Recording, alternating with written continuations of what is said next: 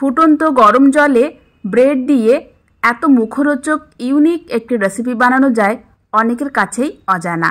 Hello দর্শক, welcome back to my channel. আমি Gulshan cooking হাউজে সবাইকে স্বাগত জানাচ্ছি নতুন আর একটি রেসিপি দেখার জন্য।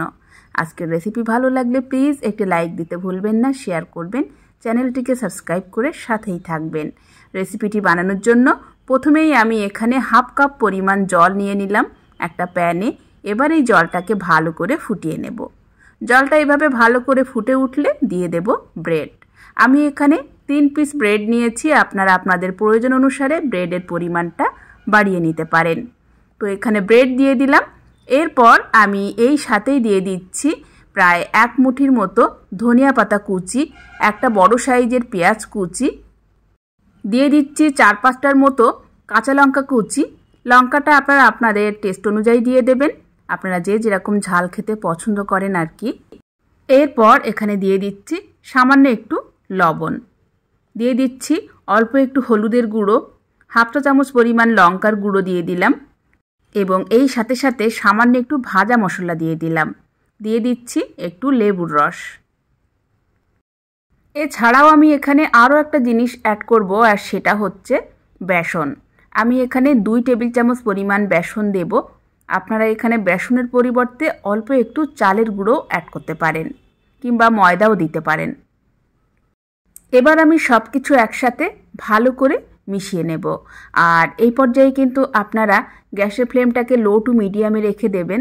তো এখানে ধীরে ধীরে সব কিছু একসাথে ভালো করে মিশিয়ে নিতে হবে। আর কিছুক্ষণ মেশানোর পর দেখবেন এটা ধীরে ধীরে ড্রাই হয়ে আসবে। তো এখানে মোটামুটি আমি 1 থেকে 1.5 মিনিট ধরে সব কিছু এভাবে নাড়াচাড়া করে জাল করে নিয়েছি। আর এখন কিন্তু একটা ডোয়ের মতো দেখতে হয়েছে।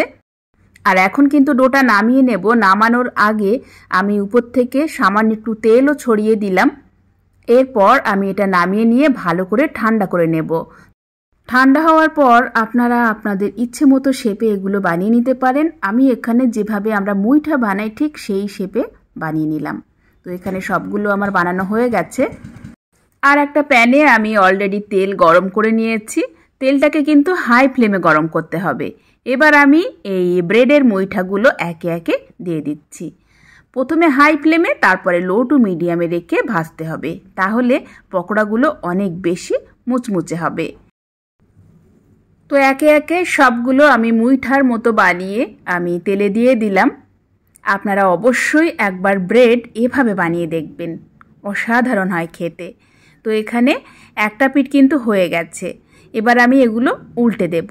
অবশ্যই কিন্তু এবার লো টু মিডিয়ামে রেখে ভাজবেন। তো এখন উল্টে দিলাম। আর কালারটা তো দেখে নিশ্চয়ই বুঝতে পাচ্ছেন কি দারুণ একটা কালার এসেছে। তো এভাবে আমি এই পিঠটাকেও ভেজে নেব। এভাবে উল্টিয়ে পাল্টিয়ে সুন্দর একটা কালার করে ভেজে নিতে হবে। তো এখন কিন্তু আমাদের ব্রেড পকোড়াগুলো ভাজা হয়ে গেছে।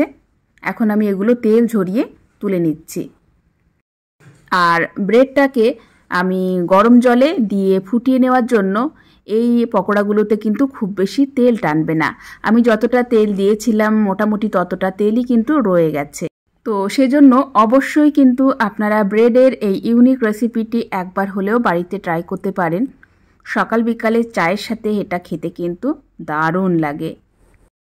আর আজকের রেসিপিটি আপনাদের কাছে কেমন লেগেছে অবশ্যই কিন্তু আমাকে কমেন্টস করে জানাতে ভুলবেন না।